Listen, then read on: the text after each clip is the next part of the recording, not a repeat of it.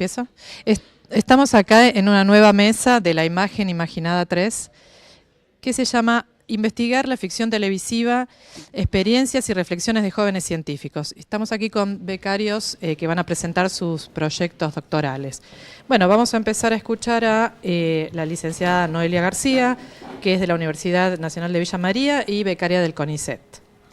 Bueno, muchas gracias por la presentación, gracias a mis colegas en el panel y gracias por la invitación a participar de la Imagen 3, ya por tercer año consecutivo. Gracias a ustedes que me están escuchando y que nos van a escuchar a todas y todos. Yo primero quiero aclarar algunas cositas como para no prometerles más de lo que voy a hacer en este lugar. Primero que todo, voy a nombrar lo que es más o menos lo que es la temática, el tema en general y un poco los objetivos que tiene mi proyecto de investigación doctoral, el cual es financiado por una beca de CONICET. En ese contexto no me voy a poder explayar en algunas cuestiones que hace rato que vengo trabajando, que son un poco más teóricas, sobre serialidad televisiva, en particular las series federales. Bueno, hecho esa aclaración, les podría contar un poco de cómo se va a desarrollar y en qué se enmarca institucionalmente este proyecto. Principalmente tiene dos apoyaturas de investigación. El proyecto, por más de que es financiado por CONICET, participa de dos proyectos de investigación, uno en Villa María, que es el proyecto de Cristina Sierrauza, y otro en Buenos Aires, que es un PIC que lo dirige Esteban Di Paola. Bueno, un proyecto tiene características más del audiovisual, de análisis de televisión seriado, en realidad ficción, que es lo que nos trae a nosotros acá en este panel a discutir. Y por el otro lado, cuestiones más teóricas que tienen que ver con producciones culturales en un mundo globalizado, como las que pueden leerse algunas características de las series federales.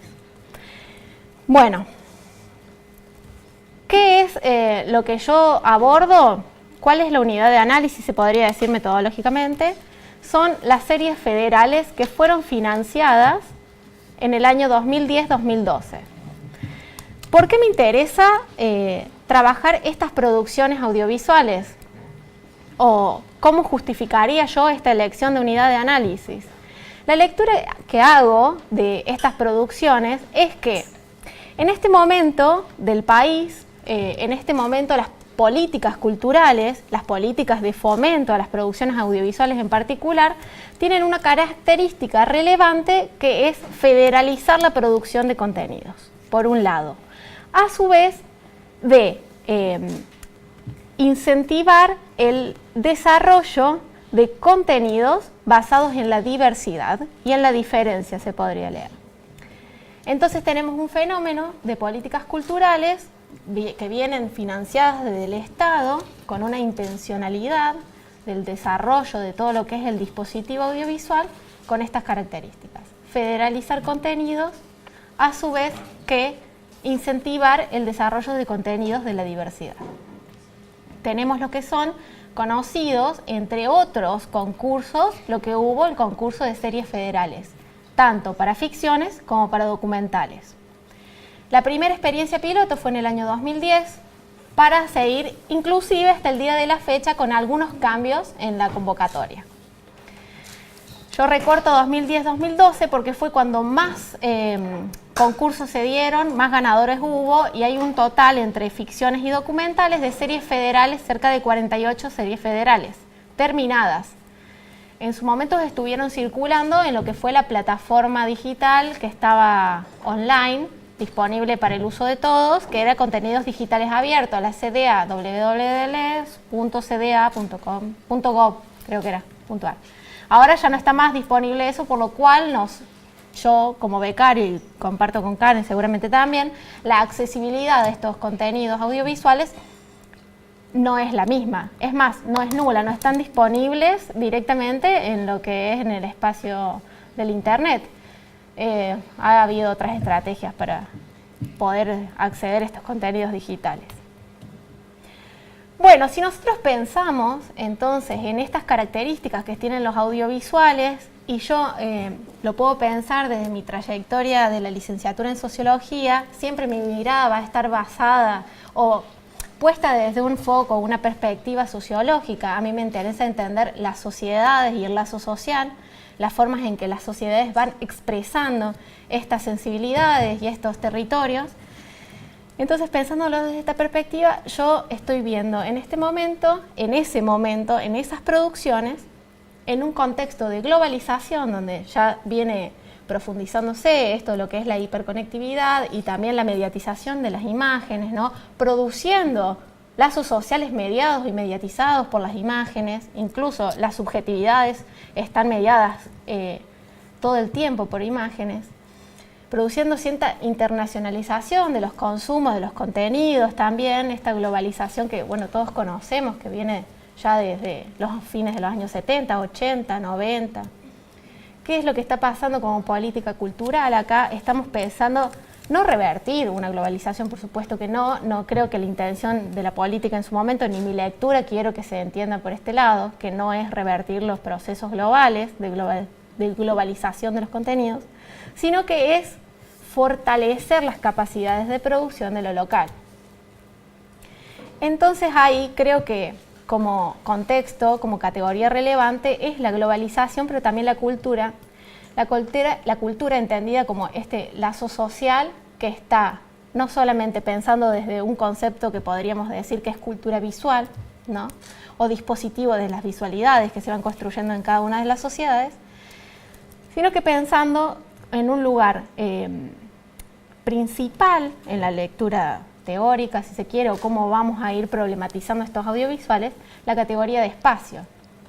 Entonces yo podría poner sobre la mesa que las tres categorías más importantes que me van a posibilitar entrar en diálogo con estas producciones audiovisuales van a ser sujeto, en tanto procesos de subjetivación y procesos de alterización. Hago esta aclaración y esta diferenciación por más de que tienen que ver con el devenir de las relaciones sociales, tanto la subjetivación como la alterización, porque estas políticas, como dije anteriormente, entonces retomo esta parte, porque estas políticas tenían intenciones de contenidos de la diversidad, ¿no? De la diferencia, desde la diferencia. Entonces, entenderlas desde este proceso de subjetivación y alterización sería como uno de los conceptos fundamentales. Otro sería, y en primer lugar, si lo podemos graficar como una especie de pirámide conceptual o prisma conceptual, podríamos poner espacio. Esto yo lo estoy diciendo muy por arriba, capaz, y como aclaré al principio, con falta de profundidad y especificarme en qué autores podría estar trabajando cada uno de estos conceptos, pero tiene una idea de entender como procesos relacionales. Cada uno de estos conceptos forman parte del otro en sí, en un devenir de la vida social, podemos entenderlos así. Nada más que yo lo estoy diferenciando analíticamente para que podamos entrar en diálogo y comprender los procesos. Bueno, entonces tenemos a sujeto con estos procesos de subjetivación, como dije antes, entendemos al espacio como procesos de territorialización, también, ¿por qué no? En discusiones podemos decir si es territorio, espacio o paisaje, en cómo se van construyendo estos lugares. Es una categoría muy ligada a los análisis del cine, seguramente, si ustedes han estado en contacto con productos académicos, incluso desde las teorías de la globalización se supone que el espacio ha cobrado relevancia en estas dimensiones sociales del análisis de las imágenes y de todo el lazo social en realidad. Entonces mi propuesta no es ingenua a todas esas cosas, ¿no? A esos antecedentes de investigación podríamos llamarlo.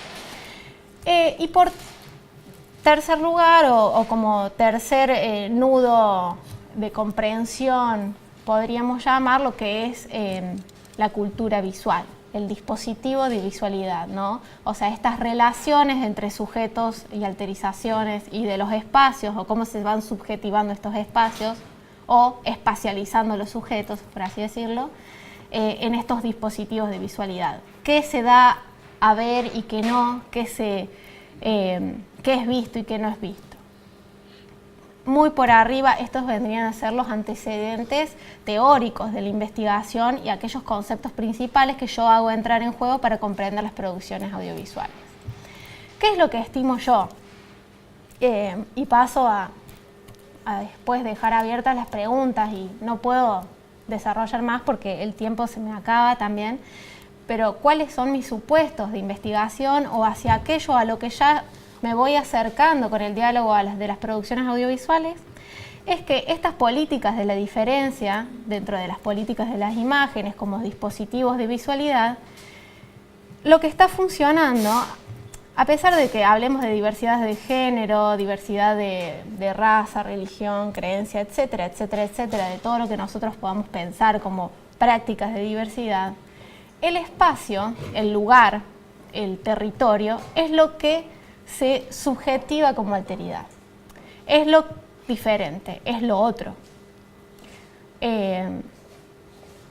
Está dicho por arriba y no tendría en este momento muchos sustentos empíricos para darles a conocer, porque no puedo pasar ahora en este momento las series.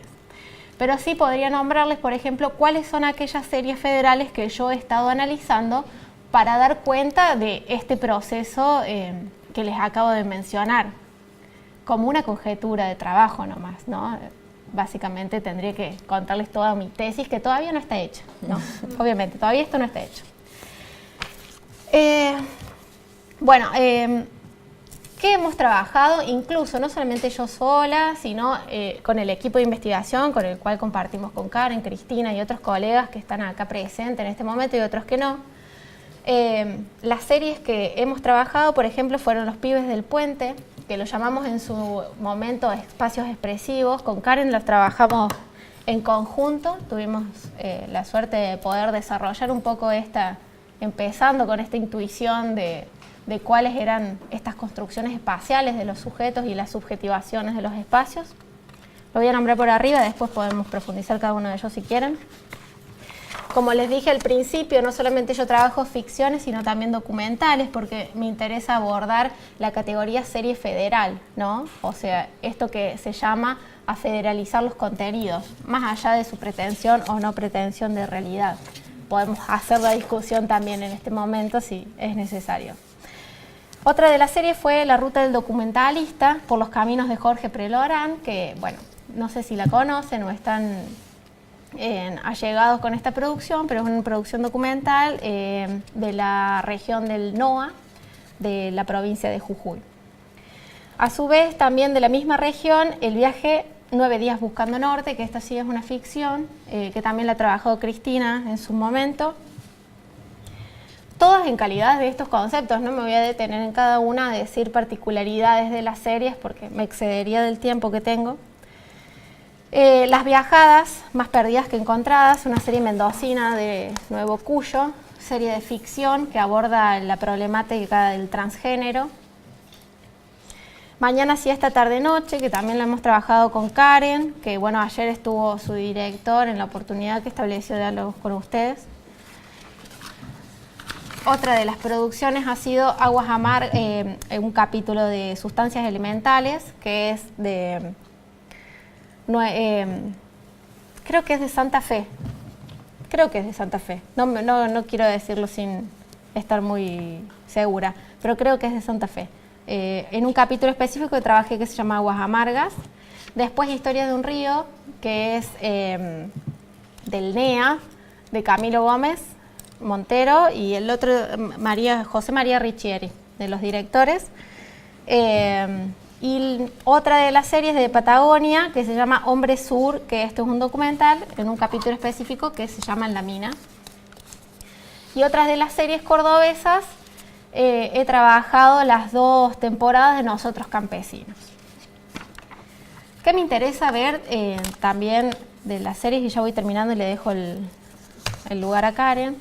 Me interesa ver cómo estas producciones culturales, no solamente que están subjetivando procesos sociales, están conformando en expresividades estos lazos de las comunidades, se podría llamar, se podría poner en palabras de esta manera, es ver manera en que también los sujetos se subjetivizan mediante estas producciones, ¿no? generando propuestas también desde ellos mismos, hacia ellos mismos, ¿no? Como una oportunidad de lo que en algún momento habilitó la ley de medios, que fue tomar la palabra. Bueno, habría que ver qué pasa en estos nuevos contextos. Ese sería.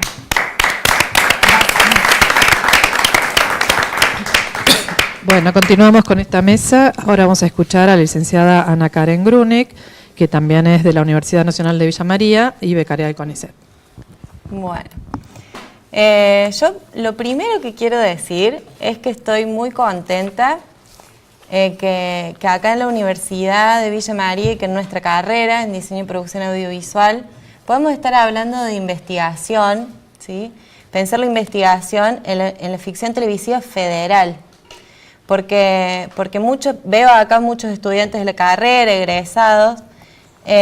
Investigar la ficción televisiva federal también nos da cuenta, nos da una idea de que en los propios territorios también se puede producir ficción de calidad, y sobre todo esas ficciones están hablando de nuestras realidades sociales, de nuestras formas de vivir, de pensar. Entonces realmente celebro, me parece muy importante y creo que es un espacio que hay que sostener, que bueno, entre compañeros de la universidad y colegas que vienen de afuera, que les agradezco un montón que vengan a compartir todo este conocimiento, bueno, que ese conocimiento empiece a circular y vemos que hay otra forma de trabajar también dentro de la carrera, que es posible y que además es muy interesante y es lindo. Hay un disfrute en esta actividad. Así que bueno, yo un poco quiero contar cómo es el proceso en realidad de mi investigación. Es el segundo año que yo estoy con mi beca doctoral, con lo cual es un proyecto bastante incipiente. Sin embargo, ya empiezan a aparecer algunas cosas interesantes, alguna información que es interesante. Concretamente, bueno, Noé ya hizo algún tipo de introducción, pero específicamente lo que a mí me interesa es estudiar series de televisión producidas en las distintas regiones del país, no solo en las provincias. Yo también estoy tomando región metropolitana y tomo no solo la convocatoria de ficción federal, sino también estoy tomando Aqua, estoy tomando algo de Polo, estoy tomando Prime Time también. Pero el recorte básicamente está dado en la temática. Yo estudio series que tratan de mitos y leyendas, que en principio dije, bueno, son series de mitos y leyendas.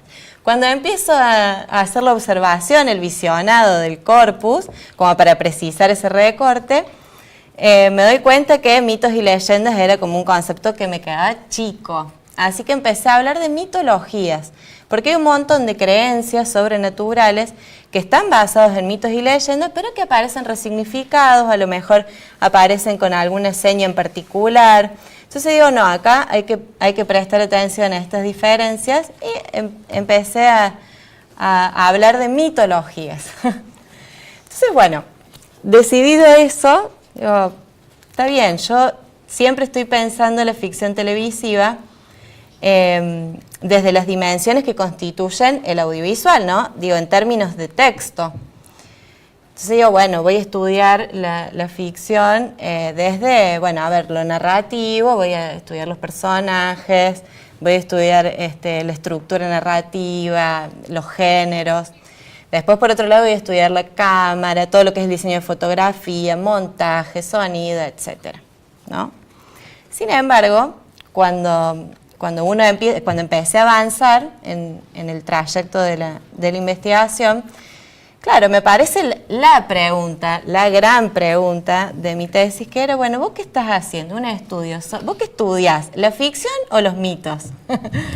Entonces, bueno, eso me llevó como muchas horas de ducha, viste que cuando uno se baña piensa.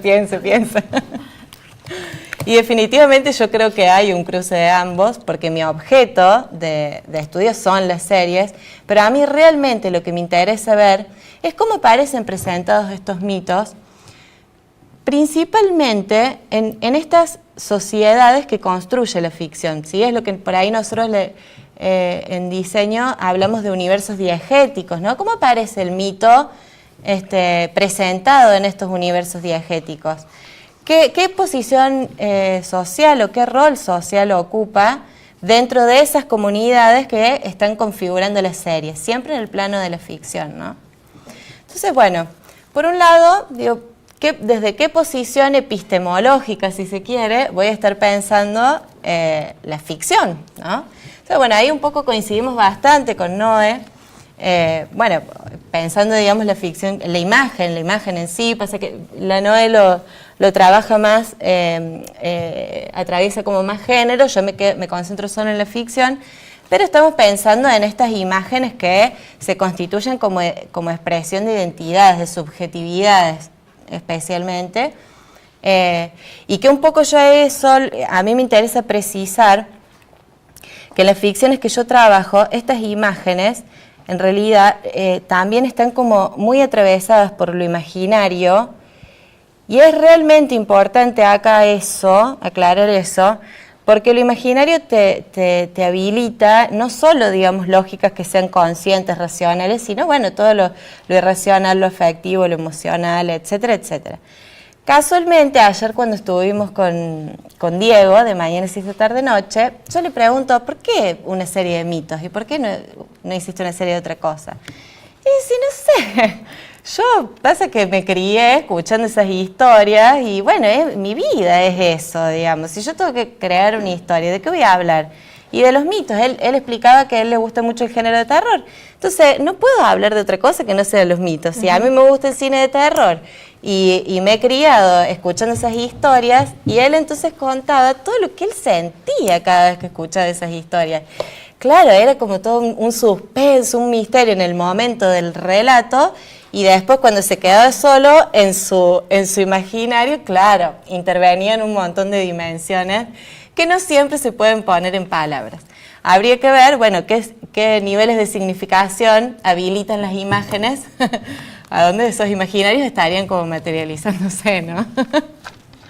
Entonces, bueno, a partir de esa concepción de la imagen, por supuesto, como explicó Noé, la ficción federal también estuvo fomentada por estos planes de fomento, valga la redundancia, perdón, que bueno, lo que buscaba promover era la diversidad y sobre la expresión desde el propio territorio y de sí mismo, ¿no? Entonces ahí es como que ese es como otro condimento más del objeto de estudio que creo que es relevante.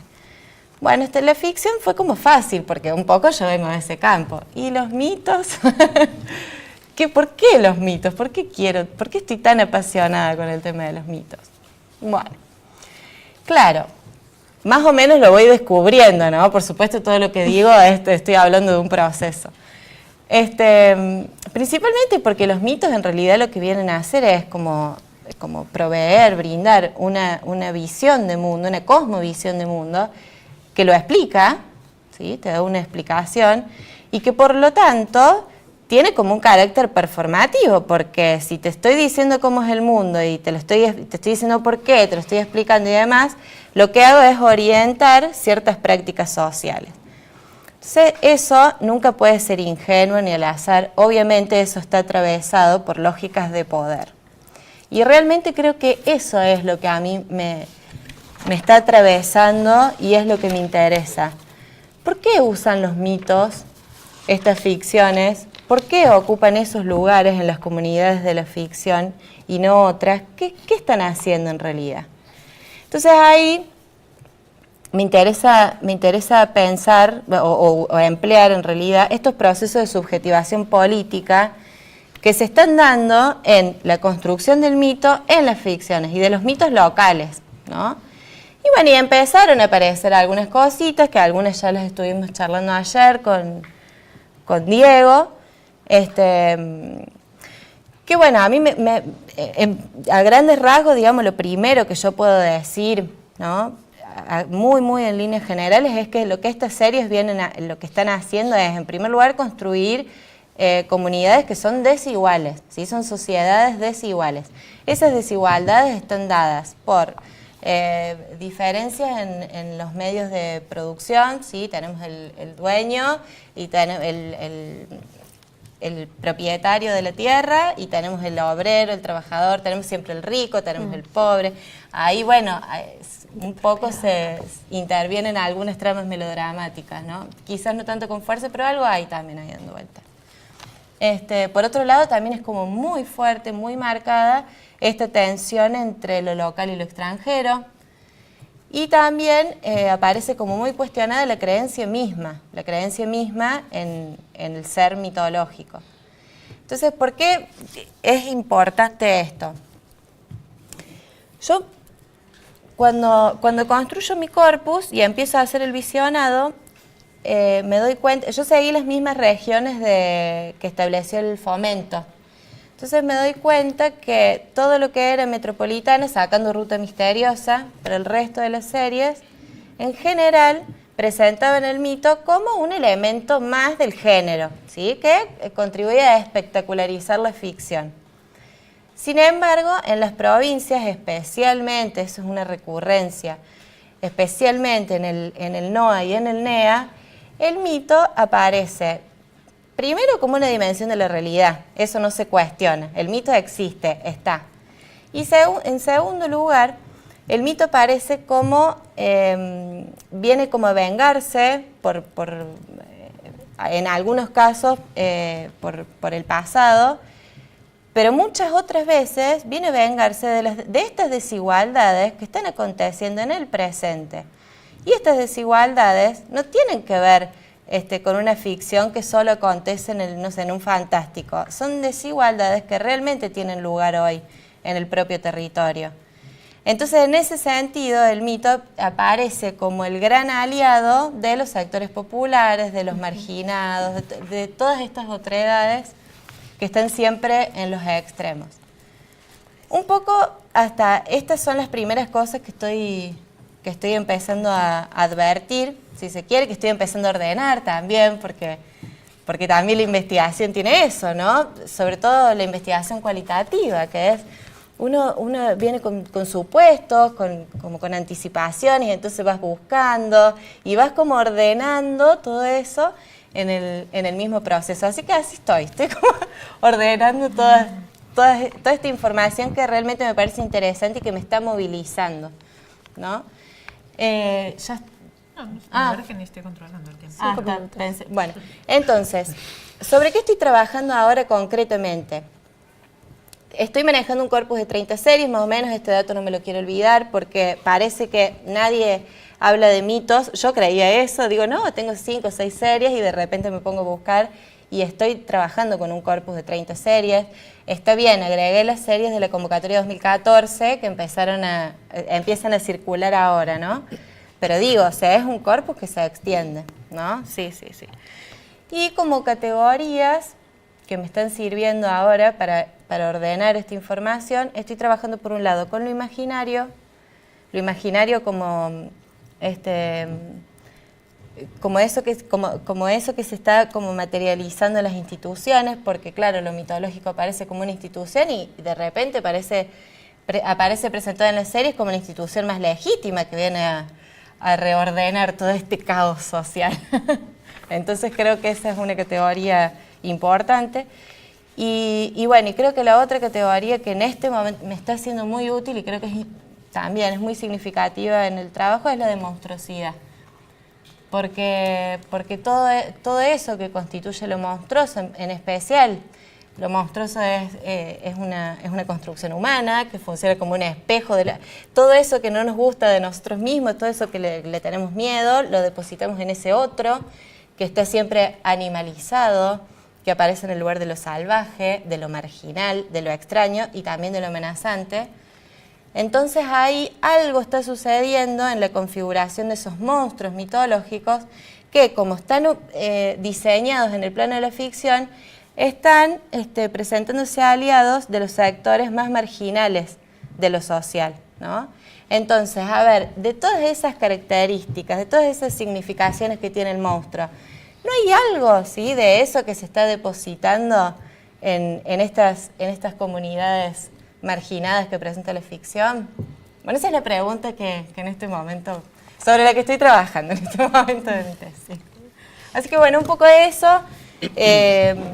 Básicamente considero que estudiar estas ficciones también es otra forma de estudiarlas y después que circule este conocimiento, ¿no? Creo que eso es elemental, porque tampoco nos sirve estudiar y que nos quede para uno.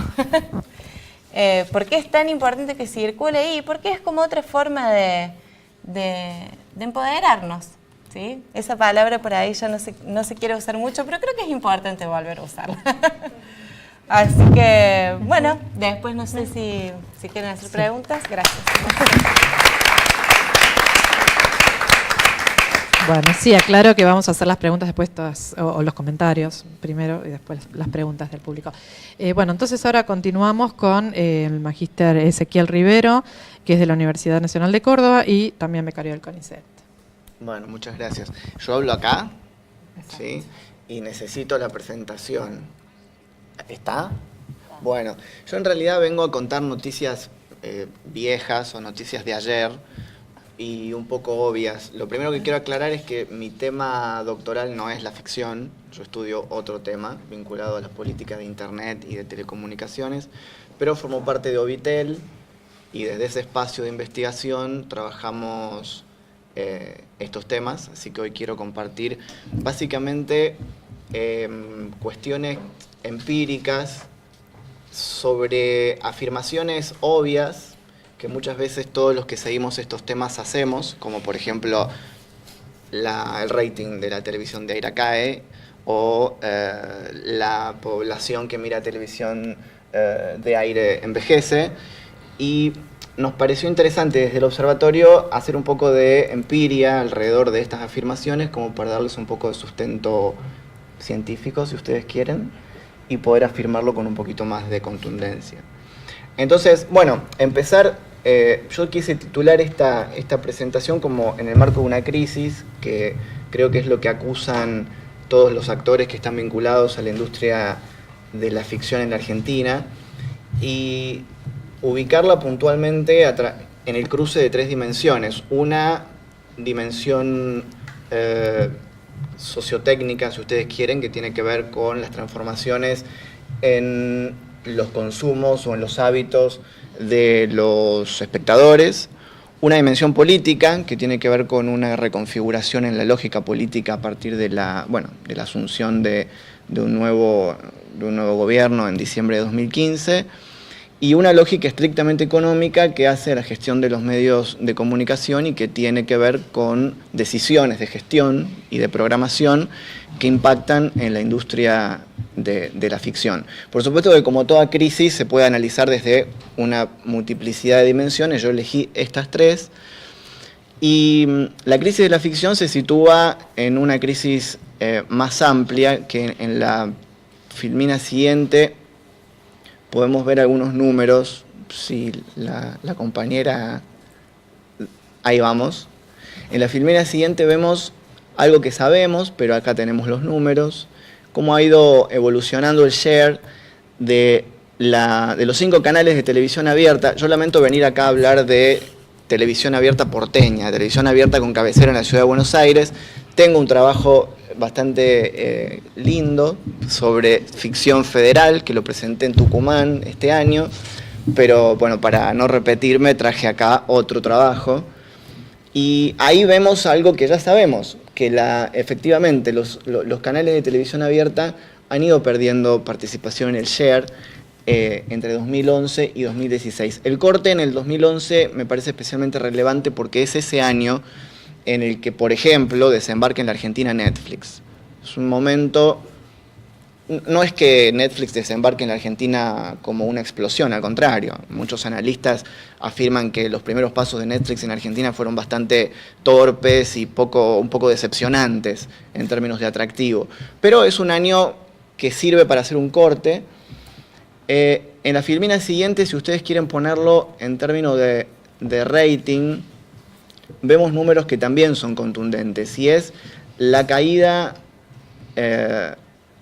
importante del 33% de la audiencia de la televisión abierta entre 2004 y 2016. En el 2004 el conjunto de la televisión abierta acumulaba un 39,1 de puntos de rating y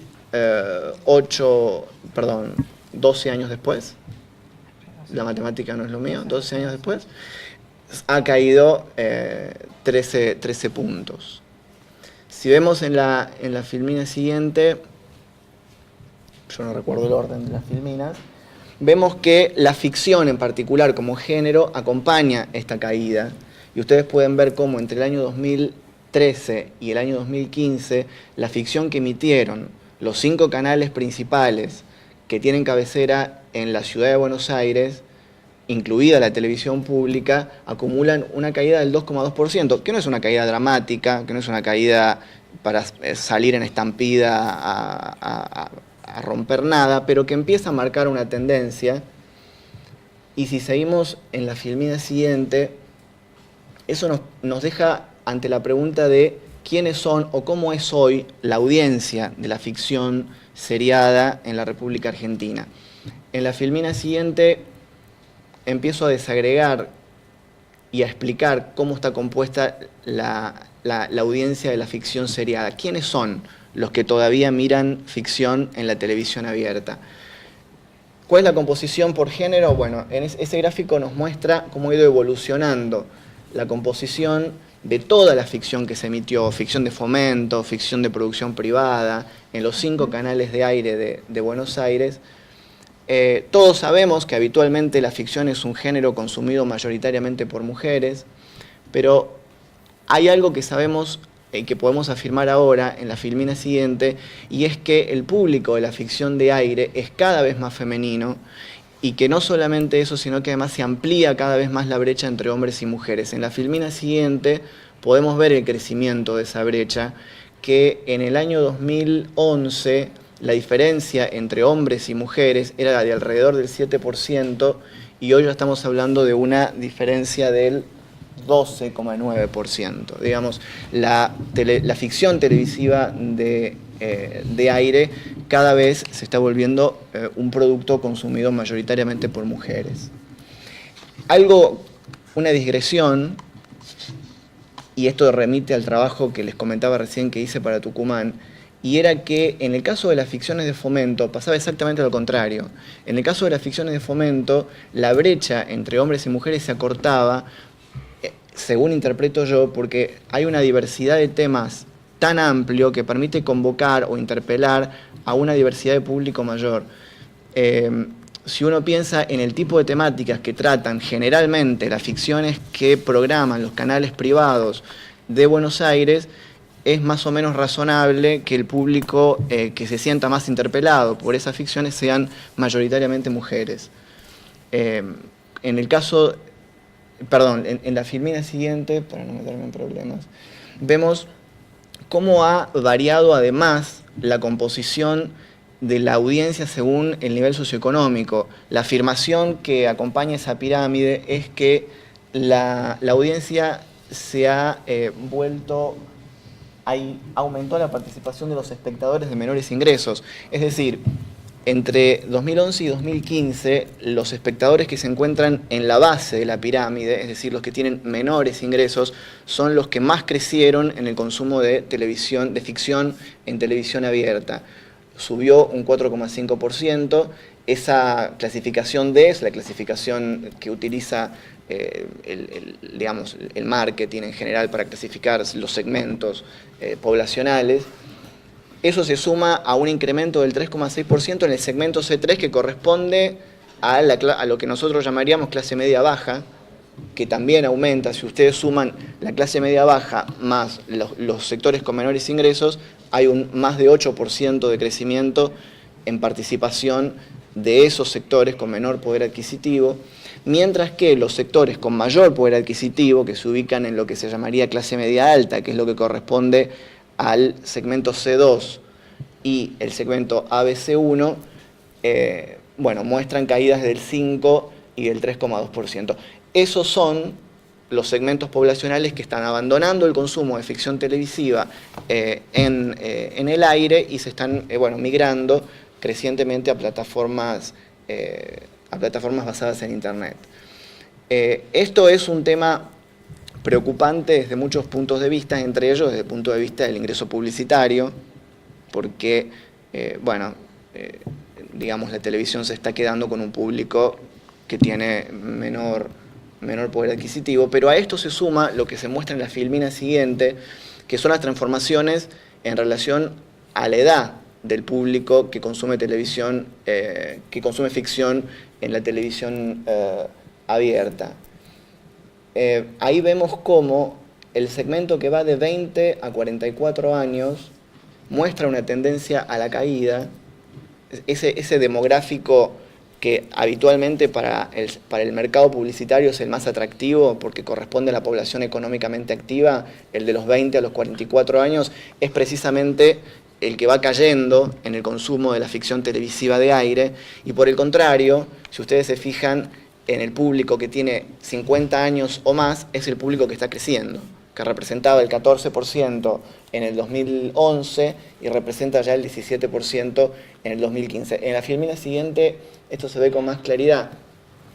El segmento de 20 a 44 años cae en suma 2,5%, eso se compensa con un aumento en la participación de los mayores, del público más grande, de 50 años o más, de 2,1%, y lo llamativo, que quizás es algo que amerite algún tipo de análisis, es que las audiencias más jóvenes, de segmento de 4 a 19 años, segmento para el que en general en los últimos años la oferta de ficción tampoco ha sido ni muy abundante ni muy diversa, ha permanecido estable. Es decir, el segmento de 4 a 19 años entre 2011 y 2016 no se ha movido. Las transformaciones fuertes se han dado entre el segmento de 20 a 44 y los más de 50, los mayores de 50.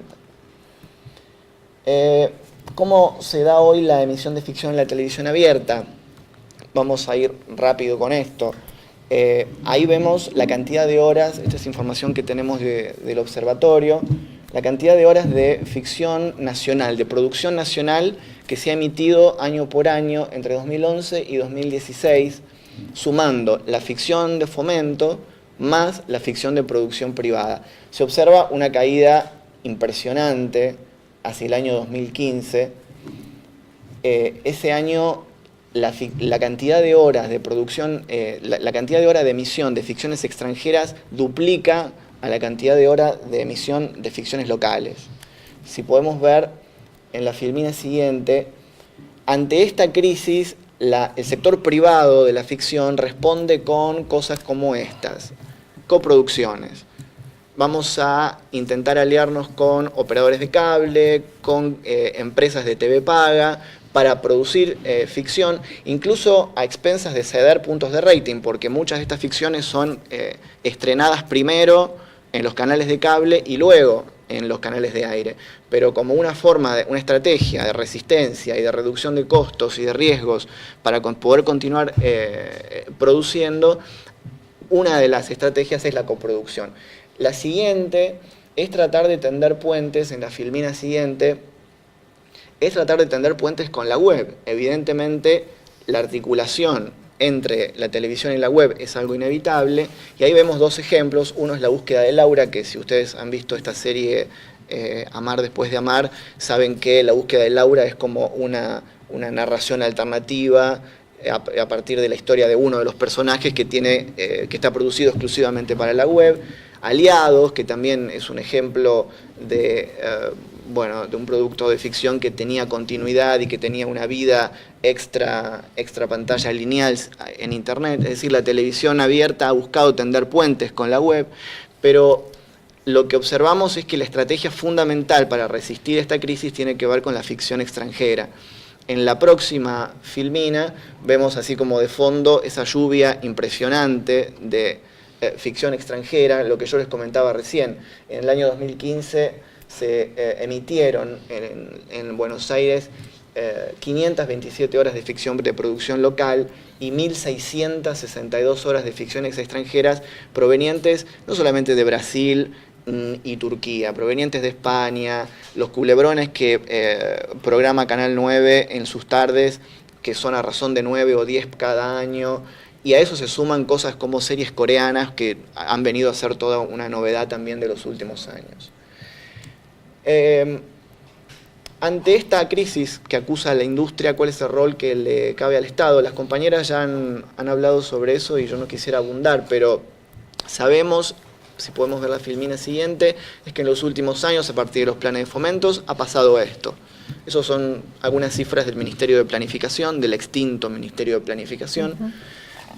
43 concursos, 573 subsidios, 267 producciones audiovisuales, 1.500 horas de contenido producido, 12.000 horas distribuidas a través de Vacua en 74 canales adheridos. En la filmina siguiente vemos una afirmación de la UNESCO. ¿Qué es lo que dice UNESCO?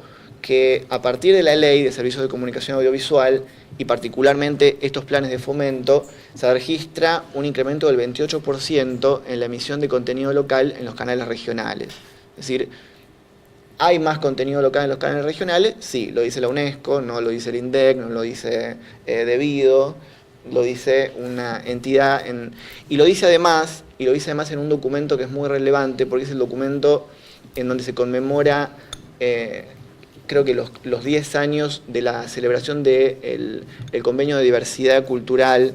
Es un documento muy valioso, y en ese documento, que está escrito únicamente en inglés, creo, valoran y ponderan la política pública argentina de fomento a la industria audiovisual y tiran esa cifra que desconozco de dónde la han obtenido, pero que da cuenta de un aumento de contenido local en las pantallas regionales. Podemos ver la siguiente filmina. Y hablando del rol del Estado, lo que nos ha quedado del rol del Estado, aparte de un plan de fomento trastocado, un plan de fomento modificado, o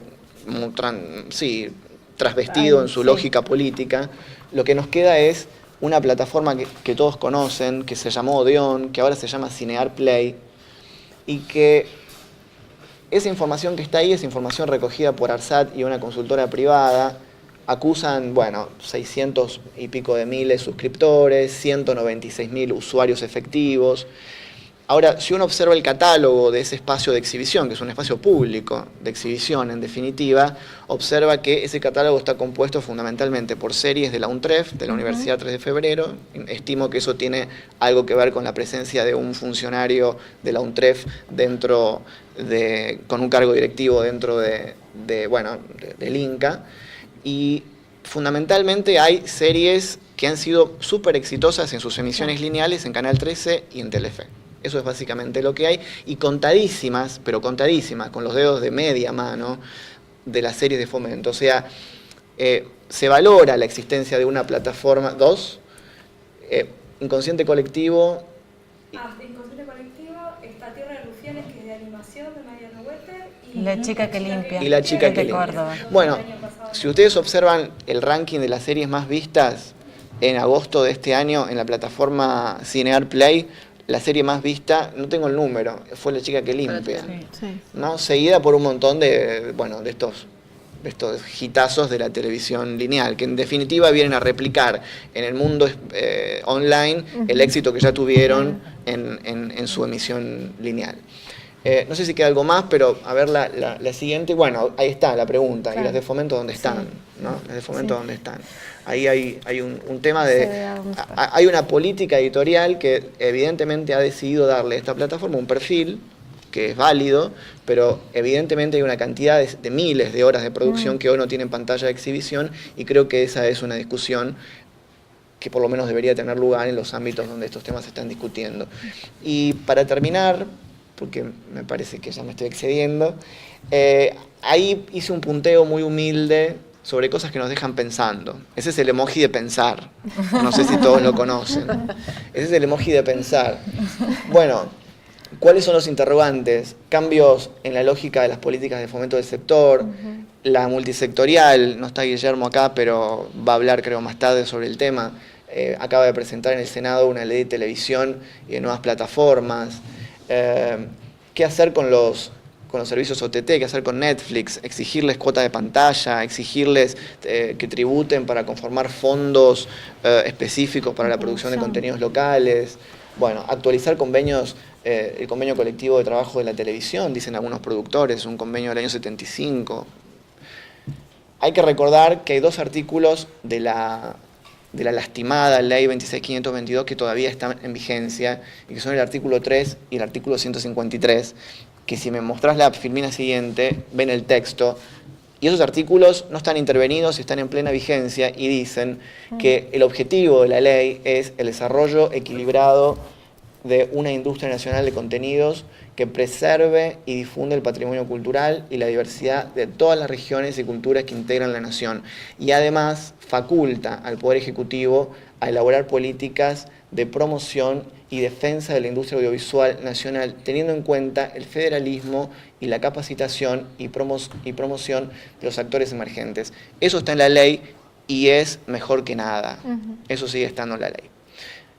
Es como, bueno, algo de donde agarrarse para seguir discutiendo ahora que tenemos una ley en el Congreso y que tenemos un contexto político en el que quizás haya que batallar bastante para que ese territorio colorido y tan diverso que tenemos, que supo producir ficciones y del que solo alcanzamos a ver el comienzo, porque ninguna política pública de esa magnitud alcanza su plenitud en 5 años, ¿no? Es decir, todas las fallas y todas las críticas que se le puedan haber hecho a esa política de fomento, bueno, en realidad se la está haciendo sobre una parcialidad, sobre el inicio de una política de fomento. Así que bueno, tenemos el marco conceptual y creo que además tenemos las ganas de seguir rompiendo un poquito para que esto vuelva a ser una realidad en Argentina. Así que bueno, muchas gracias.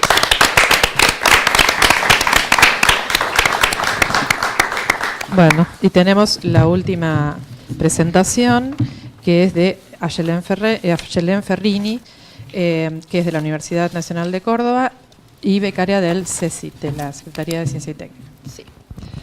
Bueno, primero contarles que yo estoy haciendo el doctorado en Artes en la Universidad Nacional de Córdoba, un poco diferente por ahí a lo que hacen acá mis compañeros. Y bueno, contarles un poco cómo comienza mi investigación. Voy a intentar ser un poco breve. Yo lo que traje es como un pantallazo, un salpicado de... ¿Un mate? No. Pensé que me iba a dar un mate. Sí, ahí está, ahí lo puedo ver. Gracias. Bueno, mi investigación, ¿cómo comienza? Comienza un poco esto en el contexto de la implementación de la TDA y los planes de fomentos impulsados dentro del marco de esta ley. Me interesa investigar en ese marco, digamos, hace unos años, lo que tiene que ver con 3 series que se dan en el marco de lo que es el género de ficción social. Si quieres pasar la diapositiva. Ahí está, gracias. Bueno, la ficción social, como ahí se define, que son producciones audiovisuales que abordan la problemática social de los sectores populares marginales y son sujetos retratados que aparecen marcados por rasgos de carencia y exclusión. Bueno, la ficción social, digamos, es ¿por qué me interesa dentro del marco de la TDA, digamos? Porque se da primero con lo que es Ocupas, no sé si ustedes se acuerdan, seguramente sí, a partir de lo que es Pisa, Birra y Faso, en la televisión se replica con Ocupas y después con Tumberos, y después y con Sol Negro, y después por mucho tiempo no hay muchas producciones que se aborden desde este género, ¿sí? Hasta lo que es la TDA. Si quieres podés pasar por las diapositivas y la otra también. Hasta lo que es los planes de fomento que se da la Purga en el 2011, El Paraíso y Los Pibes del Puente. Bueno, entonces, hasta ahí está bien. Yo lo que hago es entonces abordar estas 3 series a partir de lo que tiene que ver con este género, en principio indagando sobre eso. ¿Y cuál es mi hipótesis, digamos, cuál es el planteo de mi problema? Es que estas series son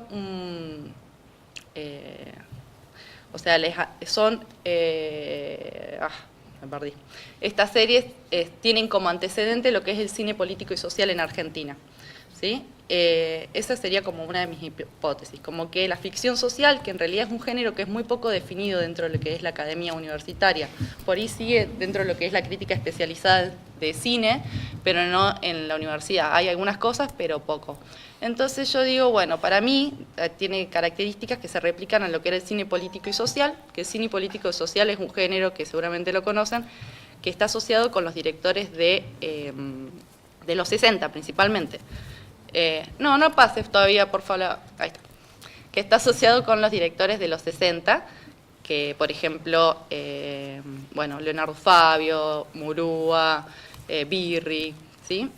Bueno, pero no quiere decir que sea simplemente un género que sucede en los 60. En los 60 con el tema, con los nuevos cines, digamos, con la modernidad del cine y con las nuevas olas, digamos, que sea a nivel mundial, sea este boom en Argentina. Pero ya nace, digamos, desde el periodo silente, hay como algunos autores que hablan del cine político y social. Entonces, bueno, una de mis líneas, yo puede que esté un poquito, voy y vuelvo con lo que voy diciendo de mi investigación, pero dentro de lo que yo estoy investigando, una de las líneas tiene que ver con esto, buscar historizar, digamos, lo que es la ficción social, ¿sí? Y para ello digo, bueno, tiene dos antecedentes. Por un lado el cine político y social y por otro lado la televisión. Esto es algo que no voy a profundizar mucho ahora, simplemente acá quiero como contarles como mis ejes de trabajo y la relación que tienen en lo que es la ficción televisiva. Entonces, en la televisión hay muy pocos estudios sobre televisión y sobre este género en particular, porque los estudios que hay sobre televisión son más que nada anecdóticos, supongo que la mayoría acá también conoce un poco, entonces me cuesta indagar sobre los antecedentes en la televisión, porque hay poco material. Pero una de las cosas que encuentro, digamos, uno de los programas que encuentro como referencia es Cosa Juzgada, que es un programa que trataba como casos judiciales en la televisión, o sea, ficciones que se hacían a partir de casos judiciales, que tengo entendido que lo hacen a partir del teatro, son muchos actores que trabajan en esta televisión, pero tampoco hay mucha información, ¿sí? Bueno, esto como para ubicarlos un poco en relación a algunas líneas que voy trabajando. Si querés puedes pasar ahora a la siguiente. Entonces,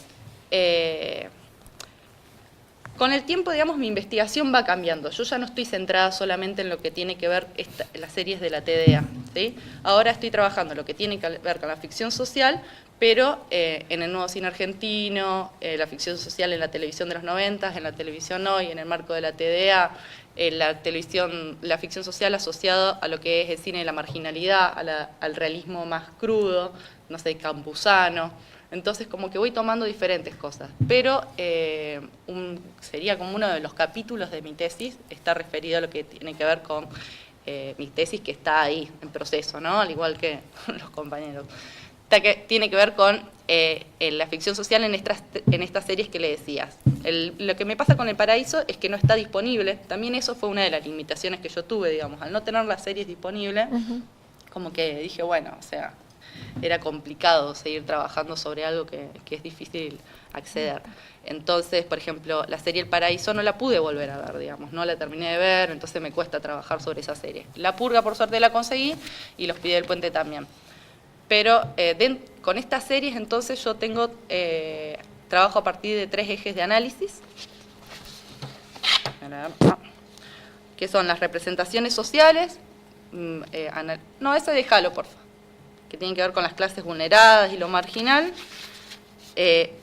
O sea, planteo estos 3 ejes, la verosimilitud y la idea de realismo en cuanto a modo de enunciación propia de género, y la configuración de lo político en relación a las condiciones de producción de las obras. En cuanto a las representaciones sociales, lo que yo estuve haciendo, ahora si querés pasa a la siguiente. Bien, gracias.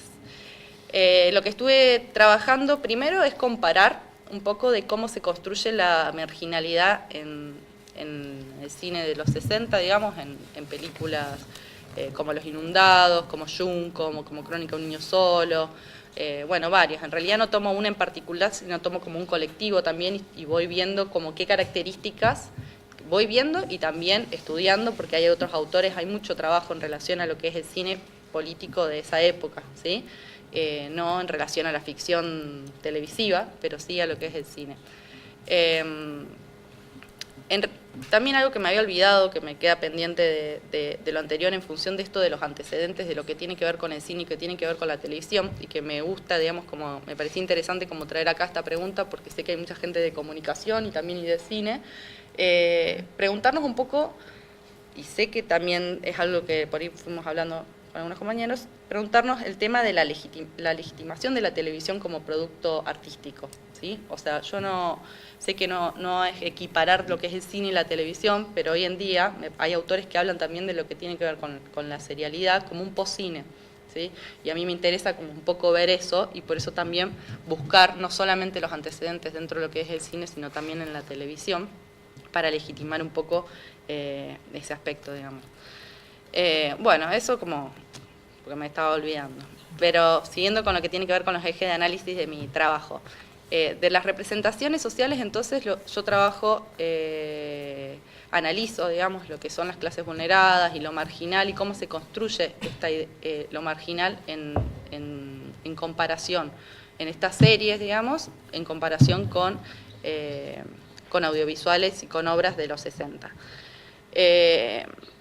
Algunas, no voy a hablar, digamos, de las conclusiones que fui viendo en relación a eso, algunas todavía no es que analicé todas las series ni todo mi campo, pero sobre todo entender que algo que sé que parece obvio, de que la marginalidad está asociada a la delincuencia, ¿sí? Vamos a la otra disciplina, y en función también de las representaciones trabajo mucho lo que tiene que ver la construcción de estereotipos, y comparo un poco, dentro de mi trabajo, comparo lo que es la construcción que se hace, por ejemplo, en Los pibes del puente, la construcción de las representaciones que se dan en función de los medios hegemónicos. Y en ese análisis llego a la conclusión de que son muy parecidos. Después igual voy a retomar un poco sobre eso. Volvé un poquito, por favor.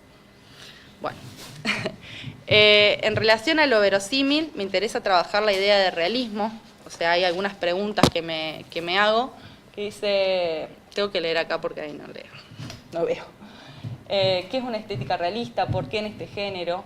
Y ahí también me estuve leyendo bastante lo que es César González, no sé si lo conocen, pero es un director que últimamente está bastante en boga, digamos. Ahí si querés podés pasar a la otra filmina. Y él dice, pareciera entonces que en el tratamiento de esos temas tenemos una sobreabundancia de realismo, cuando lo cierto es que se nos ahoga con burdas copias deformadas y manipuladas de la realidad.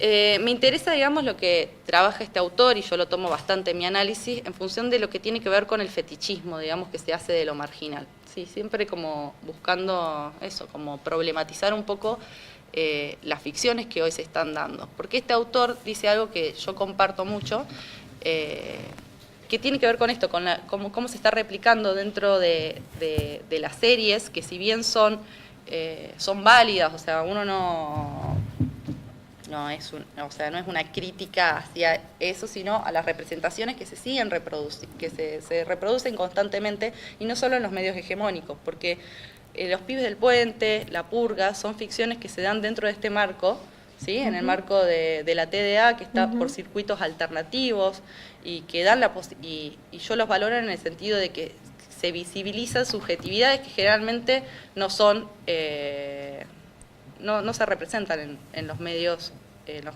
comunes, digamos, los medios hegemónicos. Pero sin embargo se continúa la reproducción de esos estereotipos sociales, ¿sí? Bueno, eso es algo que estoy trabajando y que estoy analizando. Y el último de los ejes que estuve trabajando tiene que ver con la configuración de lo político en relación a las condiciones de producción de las obras. Porque una de las características principales del cine político tiene que ver con la función social, digamos, y de sabemos que, digamos, que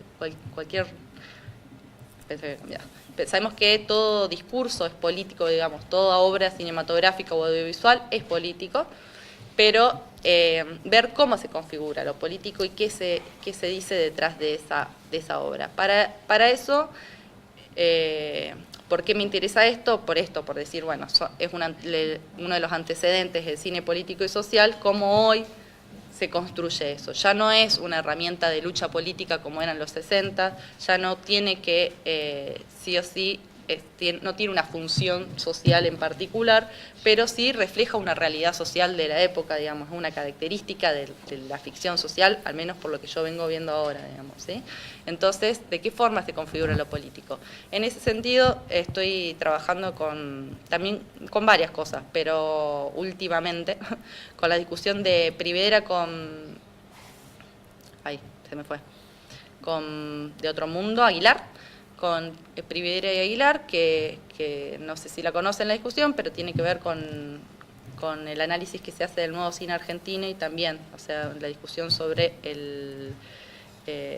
lo político en el nuevo cine argentino y que tienen posturas como muy encontradas. Y en eso me parecía interesante lo que decía Prividera, que dice, ya no se trata de buscar una vieja bandera totalizante bajo la que intentar resucitar una unitaria pasión revolucionaria. Él se refiere a estos viejos, digamos, hasta el cine de los 60, porque habla del nuevo cine argentino como los hijos de estos directores, de esta generación. Dice, pero sí asumir la política como dimensión vital de la existencia, incluida la del cine. Que a lo cual acuerdo y me parece interesante como trabajar y cuestionarse. Entonces, como cerrando, dos cosas me gustaría como preguntarnos. En primero, esto que les decía, o sea, en el análisis que yo vengo haciendo sobre las representaciones de lo marginal, veo que se siguen reproduciendo exactamente las mismas ideas que se dan en los noticieros en los noticieros comunes, digamos, la misma construcción que se hace de los jóvenes marginales, desde un joven delincuente, desde un joven o sea, sí, un joven sobre todo delincuente, o desde esta figura de el bueno o el malo, el marginal bueno, el marginal malo, digamos, el marginal bueno que es el que estudia, el que quiere acceder a tal cosa, y se lo mistifica, digamos, en ese lugar, y el malo es el malo drogadicto que se lo estigmatiza desde otro lugar. Y que César González, en ese sentido, está bueno, digamos, porque él habla desde su lugar diciendo hay otras historias para contar que no tienen que ver con eso. Entonces, a mí también, como esto me interpela no solo desde mi lugar de investigadora, sino también como realizadora, digamos, sino de qué manera nosotros podemos comenzar, o sea, a construir nuevas representaciones desde este lugar, digamos, de estos circuitos alternativos y o sea, nosotros mismos estamos hablando como de querer ir en contra de estas representaciones, pero usamos los mismos códigos y las mismas formas para construir nuestras historias, digamos. Y yo creo que uno de los puntos más fuertes, digamos, que tenemos que pensar y que me parece que sirve en relación también a los verosímiles, porque esto que les decía del verosímil, yo trabajo mucho en relación a cómo el verosímil ayuda a construir estos estereotipos, digamos. Me parece que tiene que ver con esto, con la investigación, con el empezar a preguntarse, indagar, y que la investigación esté al servicio de la producción también. Entonces, que bueno, me interpela un poco en relación también a mi rol, de que no solo de investigadora, sino como realizadora. Entonces, bueno, ponerlo como en discusión, decir qué otras cosas o qué otras herramientas podemos utilizar como para poder construir otro tipo de representaciones. Eso.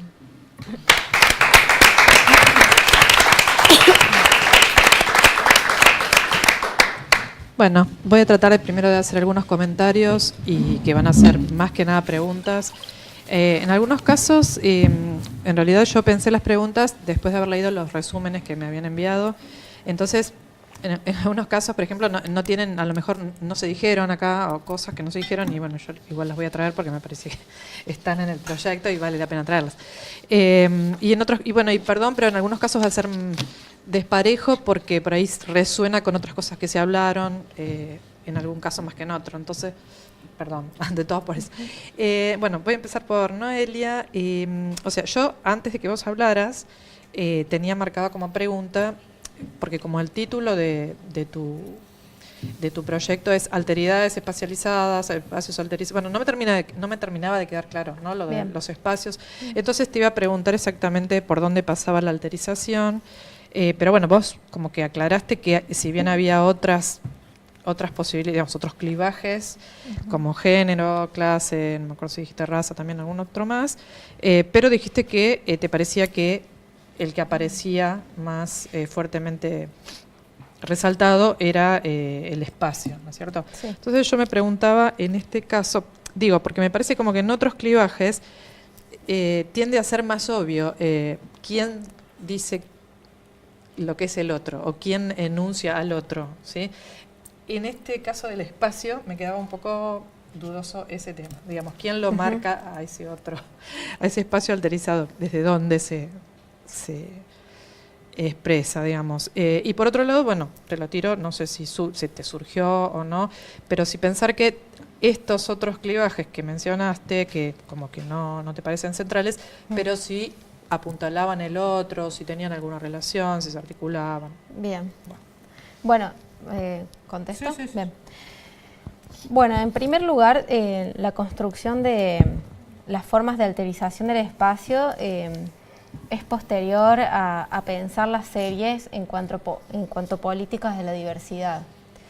Porque siempre estos otros clivajes de los cuales estuve hablando, de la diferencia o basados en la diversidad de género, yo fui trabajando previamente con cada uno de todos ellos. En su momento trabajé mucho género y después me fui como derivando la construcción de la espacialidad, justamente por este ir y venir de lo que tiene con el trabajo de las imágenes, ¿no? Y de ir tratando de conceptualizar un poco.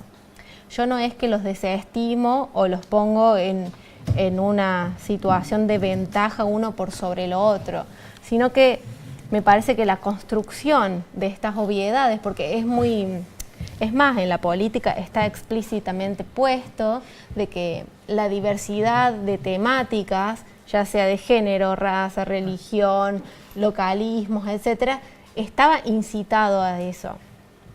Yo pienso que estas obviedades se construyen, y me gustó mucho cuando en el panel anterior Atilio hablaba que estaba en el cuerpo las cuestiones de la identidad. Si nosotros pensamos identidad, alteridades o procesos de subjetivación, en realidad que tienen que ver con lo otro, también el sí mismo, el otro, en comunidades locales o territorializadas, estas diversidades están en el cuerpo y están en el espacio, sin desestimar problemáticas de género, problemáticas de religión, problemáticas de posicionamientos socioeconómicos, como resaltó Karen. Incluso todo eso viene a construir la alterización de estos espacios. Esa más o menos sería la propuesta. En realidad no los espacios por sí solos están alterizados. No, son todos procesos sociales de estas políticas de las diferencias que van construyendo espacios otros. No sé si responde a tu pregunta. Podríamos discutir muchísimos más, sobre todo la operacionalización de esta alterización de los espacios, ¿no? Pero bueno, es toda una operación empírica y teórica que está ahí como viéndose. Un proceso. Bien. Sí. Bueno, muchas gracias. En el caso de Karen, tal vez tengo, digamos, algunas cosas más para decir porque me parece que resuenan con la charla que tuviste con Diego de Loquio, en el que además, bueno, vimos, aunque sea el tráiler de Mañana, Siesta, Tarde, Noche, entonces algunas cosas quedaban más claras por la historia, digamos, por la trama. Entonces, en ese momento, cuando vos tuviste la charla, me había surgido preguntarte, algo también lo retomaste hoy, preguntarte por qué, digamos, cuando se habla de mito, digamos, la clásica mitología de Barthes, ¿no? Habla de el mito como habla despolitizada, ¿no? Entonces tiende a pensarse el mito desde una ideología burguesa, ¿no? Y sin embargo acá vos estás trabajando con, no sé si todas, porque, insisto, vi apenas el tráiler de Mañana, Siesta, Tarde, Noche, y alguna otra que no me acuerdo si era El Aparecido, también la trabajaba. Sí, bueno, algunas otras en las que creo recordar que también aparece esta idea de el mito como resistente, ¿no? a esa dominación o a ese poder difuso, que me hizo recordar a una cosa que leí hace mucho tiempo en la revista Nueva Sociedad, un texto si no me equivoco, era de Jim Franco, en el que contaba una leyenda que circulaba, una especie de rumor que circulaba en la época de la conquista, que los indios decían que los españoles usaban la grasa corporal de los indios para los molinos, para hacer funcionar los molinos. Y obviamente eso nunca se pudo comprobar, o sea, no fue algo comprobable, pero en el fondo, bueno, era un mito que era como una metáfora de lo que en realidad estaba pasando. Entonces, el mito como explicación también de una, digamos, como que es otra mirada sobre el mito que no es la de Barthes, ¿no es cierto? Exacto. Bueno, entonces yo pensaba si tal vez, no se podría pensar esto desde una vista, porque como vos no tomás estricta, vos mismo lo dijiste acá y lo decís en el resumen, no tomás solamente la textualidad, sino también a los sujetos productores, ¿no? Y pensás hacer entrevistas, todo esto. Entonces, pensaba si, bueno, estos productores, realizadores, no están haciendo un uso desviado, ¿no? del mito en el sentido desertociano. Desertó, para los que bueno no hayan leído, dice, él habla de las prácticas cotidianas y entonces dice los usuarios utilizan un espacio que no les es propio, por ejemplo, supongamos la ciudad, y producen desvíos en su propio beneficio. Y una de las cosas que usa como ejemplo es el lenguaje. Entonces dice, en la enunciación se producen desvíos, el lenguaje no es propio, uno no inventa, el lenguaje nos es heredado, digamos, no lo inventamos, pero sí podemos a lo mejor imprimir en el habla giros y marcas y desviar esa gramática y esa sintaxis en nuestro propio beneficio. Entonces pensaba si el mito, ya que bueno, se habla del mito como un habla, si también no habrá una posibilidad de pensar a estos productores como como ese intento de esa táctica desertociana de desvío, ¿no? Sí. Eso por un lado podría ser. Pero a la vez después dijiste también digo esto porque también lo hablaste bastante con Diego, ¿no? Esta idea del mito como resistente, bueno. Digo, para los que no escucharon o no vieron, por ejemplo, cómo el monstruo termina matando a los asesinos que van a cazar, no sé si eran indígenas o gente que vivía, digamos, en el monte, pobre, que vivía en el monte. Entonces el monstruo termina matando, creo que era el lobizón, si no me equivoco. Entonces aparece el monstruo como una especie de vengador, digamos, claro, de vengador de los pobres, ¿no? Viene a poner las cosas en su Claro, lugar. en realidad sería como algo contrario al habla despolitizada esta de la que está hablando Barthes. Entonces, pero después dijiste en un momento que también se cuestiona la creencia. Entonces me preguntaba si tal vez sea que en estas series, no son todas homogéneas, obviamente me estás hablando de 30 series, si hay como una hay dos niveles, digamos, un nivel en el que se cuestiona la creencia y otro en el que se utiliza la creencia con en realidad beneficio propio, digamos. Claro, está buenísimo que me lo marques, porque en realidad el cuestionamiento de la creencia no se agota en el mismo cuestionamiento. Se presenta una diégesis, se cuenta la historia a partir de un cuestionamiento de la creencia, pero finalmente el mito existe. Y no solo el mito existe, el mito es portador de todos esos poderes sobrenaturales que le permite, lo habilita a ser la institución más legítima para restablecer el orden. Y ese orden viene dado a partir de posiciones sociales más igualitarias, más justas, etc. Respecto al desvío que hablabas, no sé, quizás habría que seguir pensando sobre eso, ¿no?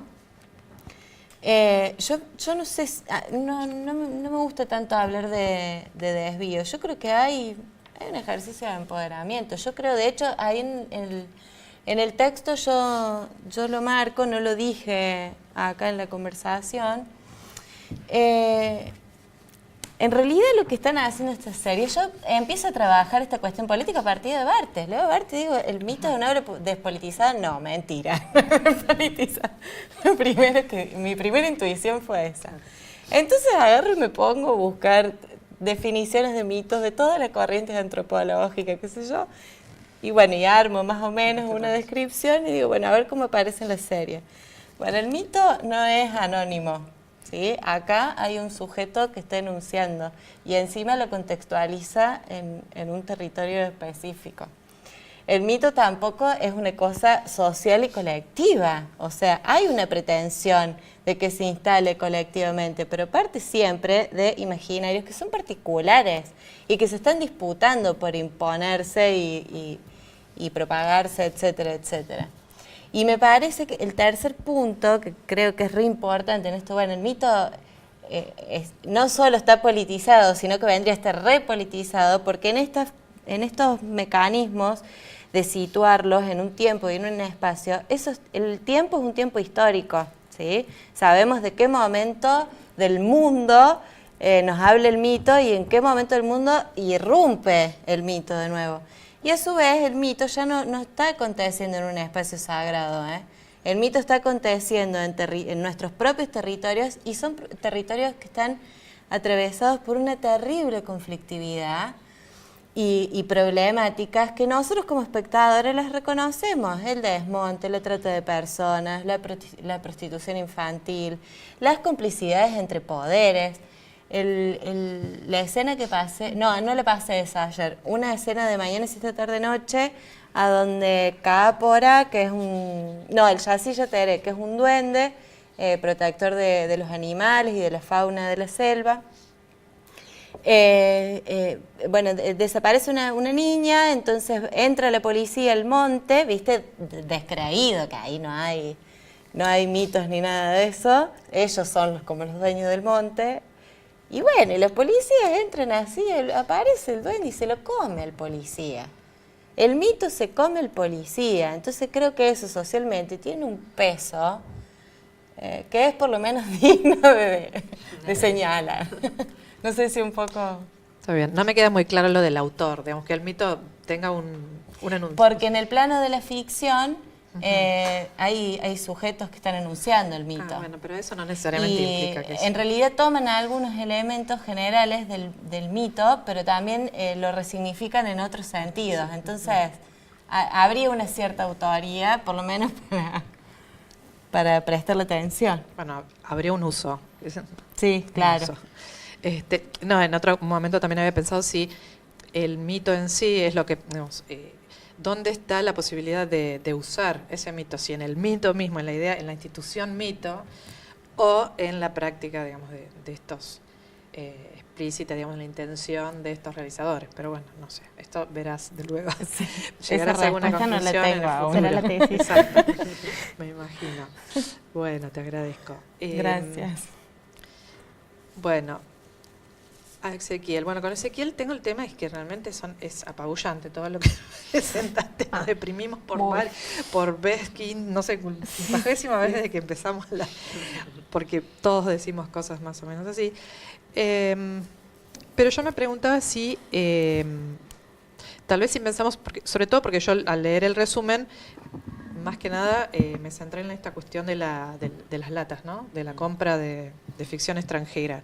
Entonces pensaba en si habías comparado o qué pensabas, digamos, comparado con otras épocas en las que también se compró mucha lata, como dijo, ¿fuiste vos o fue? Yo tengo una mezcla, me parece que Pía, hoy, Alejandra Pía, yo no me acuerdo si lo escuchaste, pero ella habló de que en la época en la que la TV pública se compraba mucha lata, bueno, se pasaba una cantidad importante de producción extranjera, que obviamente siempre coincide con épocas en las que no se quiere incentivar la producción nacional, eso no estamos descubriendo nada, es una obviedad, lo cual también a veces produce, bueno, hoy no lo dije cuando habló Pía, pero digo, produce cuestiones incoherentes, como por ejemplo permitir, en el caso de la dictadura, emitir Yo Claudio, que tenía una serie de barbaridades que a ellos les hubieran parecido terribles, pero en las telenovelas prohibían el adulterio, el tercero en discordia, o sea,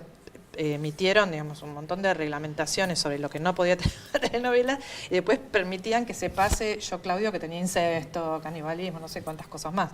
Pero bueno, digo, como era extranjera, pasaba un poco más fácilmente la prueba. Pero bueno, más allá de esto, digo, ¿qué fue lo que cambió? Digamos, porque hay un montón de autores, uno de ellos es Joseph Strauchar, que en los 90 planteó un concepto que no es muy sofisticado, que es el de proximidad cultural, y él planteaba que siempre las audiencias prefieren la programación local, ¿no? Local o regional, como mucho, siempre y cuando, el planteo de él era, siempre que se considere que se puede hacer en el país, se va a preferir esa ficción. Ahora, si ya se sabe que no se puede hacer en el país por alguna razón económica, digamos, no sé, lo que sea, bueno, está bien, ahí sí. Pero como que si se sabe que se puede hacer en el país, mejor consumir. Eso se planteaba en los 90, ¿no? Este autor, Joseph Strauchar. Entonces me pregunto si hoy será exactamente así, la situación será lo mismo, o si las telenovelas turcas, por ejemplo, nos estarán diciendo otra cosa. Bueno, eso un poco, ¿no? Si no son en el fondo historias bastante simples y que se pueden realmente hacer perfectamente en Argentina, y sin embargo se prefiere. No hablo de Moisés, porque me parece que ahí sí hay una producción, ¿no? Considerable, creo. Me pareció vi pocos capítulos, pero y tal vez allí habría que indagar por la cuestión religiosa también, ¿no? Que está pasando en nuestro país. Sabemos que en Brasil claramente apela a un público evangélico, no sé cómo es que lo caracterizan. Pero bueno, pensaba por ese lado, ¿no? ¿Qué estará pasando, qué pasará hoy de distinto en comparación con otras etapas en las que se compró tanta lata? No sé, bueno, eso más que nada como pregunta. Bueno, sí, lo que podría decir es que, por ejemplo, lo que yo veo de novedoso en esta etapa es que hasta 2014 no es que no había latas en la televisión argentina, había muchas latas. Y probablemente, Alejandra se pueda remitir incluso más en el pasado. Yo no soy un estudioso de la historia de la televisión, pero la diferencia es que esas latas eran mayormente culebrones latinoamericanos que se programaban en las franjas de menor audiencia o de las franjas de la tarde con un éxito moderado. Hoy la ficción extranjera ocupa el prime time y lo ocupa en detrimento y desplazando la ficción de producción nacional. Yo creo que eso es una novedad. Eso sí es una novedad. Y eso es una novedad que empieza, uno podría marcar un hito con Las Mil y Una Noches en Canal 13 en el 2014, si no me equivoco mal, o 2015. Y a partir de ahí hay una oleada de ficciones extranjeras que se ubican en el prime time y desplazan, y el prime time que es además el momento de la televisión con mayor, donde el costo de la publicidad es más alto. Una cosa nada más diría ahí, es que me parece que el problema es que es en el mismo género, porque digo, tengo el recuerdo durante la dictadura de muy altos ratings para miniseries como Raíces, o eran miniseries, no era una telenovela, digamos. Me parece que no se pensaba que la Argentina podía producir una miniserie parecida a Raíces, ¿no? Que contaba toda una saga de una familia esclava en Estados Unidos, etcétera, etcétera. Pero, digo, tenían altos ratings y eran el prime time. Lo que pasa es que me parece que acá también la novedad es que es en un género del que nosotros nos habíamos apropiado. Eso también es problemático, ¿no? Porque Moisés, bueno, supongamos, por lo menos es brasileña, pero los turcos, o sea, nos ganaron. Perdón, te interrumpí. Es un gran problema. Pero los dramas turcos que han llegado a la Argentina tienen la estructura de la telenovela clásica, digamos. Que quizás era un género más o menos abandonado por la producción local y vinieron a habitar un nicho que estaba como, olvidado y además son superproducciones que tienen una factura técnica impresionante, que ya han sido amortizados en sus mercados locales, que saben a venderlos al mundo de manera muy agresiva, digamos, son como muchos factores, pero me parece que a nivel narrativo había una vacancia y las telenovelas turcas han llenado esa vacancia. Tal vez tenga que ver con algo que yo planteé en la charla inaugural, que es que las mexicanas, que son cuando vos decís los que se pasaban a la tarde, generalmente eran mexicanas, porque ya los venezolanos no hacen más telenovelas. En realidad la palabra culebrón proviene de la calificación en Venezuela, ¿no? Yo prefiero llamarles telenovelas. Las telenovelas mexicanas hicieron como un giro a lo paródico, digamos, se exageraron tanto su mecanismo melodramático que le dieron casi un giro paródico, ¿no? Y tal vez las telenovelas turcas se toman en serio el melodrama también y lo plantean como ese sufrimiento extremo de esas chicas y esas mujeres jóvenes y no sé qué, pero que no está planteado como una posición, desde una posición irónica. Digo, tal vez podríamos pensar eso, ¿no? Y respecto de la proximidad cultural, es re interesante ese punto también, porque cuesta ver cuál es la proximidad cultural con la cultura turca, digamos, y dónde está la identificación del público argentino con ese producto cultural, pero cuesta también mucho ver la introducción de series coreanas en la Argentina, por ejemplo, que charlábamos más temprano con Claudio Tello sobre, por ejemplo, Escalera al Cielo, una telenovela que se pasó en Argentina, que sí respetaba un poco más la estructura de la telenovela clásica o de la serie clásica, pero luego Telefe emitió Mi amor de las estrellas, donde el protagonista era un alien que venía a la Tierra. Digo, una cosa que a nivel estético y narrativo era completamente rupturista, estaba situado en un contexto que no tenía nada que ver con la Argentina. Digo, proximidad cultural ahí claramente no había. Había otras variables operando que hacían a ese producto cultural más o menos interesante. Es interesante, pero aquel supuesto de que los públicos se interesan pura y exclusivamente en productos que tienen con los que se sienten identificados. Claro, no, pero la proximidad cultural y también geográfica para este autor, no es que planteaba, en realidad esto que vos decís de la identificación sería para de otros autores que dicen, bueno, no importa en realidad si estamos mirando algo con el que estemos cercanos geográficamente, sino con lo que nos identifiquemos. Pero no, este autor estaba hablando de proximidad a lo sumo regional, o sea, pero no se pensaba en que se pudiera, en ese momento, pero ya hace como 20 años de esto y han cambiado mucho las cosas. Bueno, gracias. Y bueno, queda Ayelén. Acá es un caso en el que yo tenía algo marcado en el resumen y me pareció que no lo mencionaste, porque en el resumen decías algo así, como que estas representaciones, ¿no?, de las clases populares que aparecen en las series que vos seleccionás, apelan a una identificación del espectador, ¿sí? Bueno, entonces ahí voy. No, mi pregunta entonces era, ¿por dónde pasaba esa identificación? Porque justamente me parecía que representación e identificación no son lo mismo, es decir, uno puede representar una mansión de millonarios, pero en realidad eso no está dirigido a un público de millonarios, sino... No. Eso en realidad es algo que por ahí, no lo dije también por eso, porque lo fui revisando, y en realidad también es difícil como comprobarlo, digamos, cómo analizar eso, digamos, esa identificación en cuanto a la recepción, digamos. Se podría por ahí como en realidad es eso, pero no es mi trabajo, claro. Entonces como por eso fui orientándolo por otro lado. O sea, como que me daba cuenta que tendría que haber hecho un trabajo más de recepción en ese sentido y no era el objetivo, no era mi objetivo. Uh-huh. Sí, porque digamos, un poco también ahí me resonaban algunas cosas que dijo... también sí, analizar otros discursos, digamos, la reproducción que se hace de esas mismas series es una forma también de ver el impacto que tiene. Uh-huh. Decía que algunas de las cosas que planteabas no me surgieron tanto del resumen, pero sí después vos las dijiste. Me resonaban con cosas que dijo, por un lado, Gustavo Aprea en la charla inaugural y algunas cosas que dijo Atilio, ¿no? Atilio hoy. Y es esto, Gustavo decía que si terminamos haciendo tantas series sobre marginales, ¿no? Íbamos a terminar como la narconovela mexicana, digamos, claro, haciendo como una fórmula de exaltación de los grupos, en este caso no necesariamente, pero bueno, un grupo similar, pero en el modelo argentino, digamos, ¿no?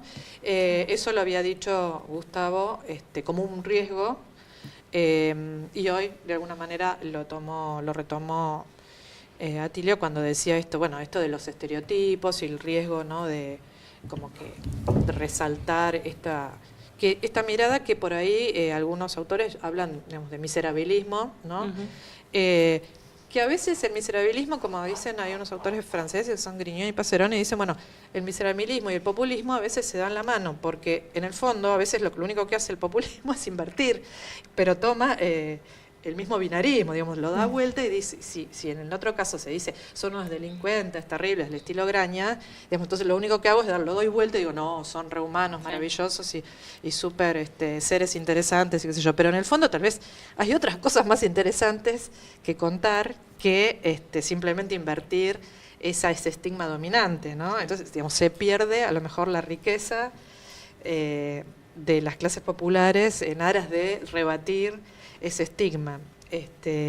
Entonces, bueno, esa era una de las cosas que me había resonado. Pero no, lo de la identificación, digamos, bueno, sí, entiendo con lo que vos decís que tendrías que avanzar por otro lado.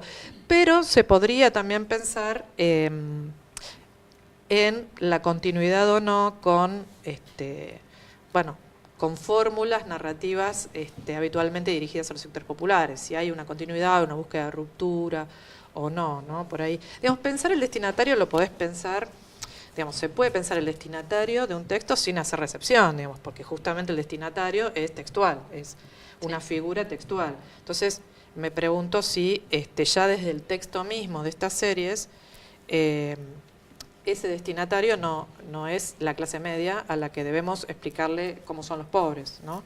Al estilo de como era Ser Urbano, el viejo Ser Urbano, el actual casi no lo vi, pero lo pasan en C5N, pero digamos el viejo Ser Urbano que hacía Gastón Pauls, de alguna manera surge en el medio de un contexto de crisis en el que con buenas intenciones, porque con las mejores intenciones, pero la idea era, bueno, no son tan peligrosos, no son tan peligrosos, fíjense, yo me acerco y no me pasa nada. Son humanos. Claro.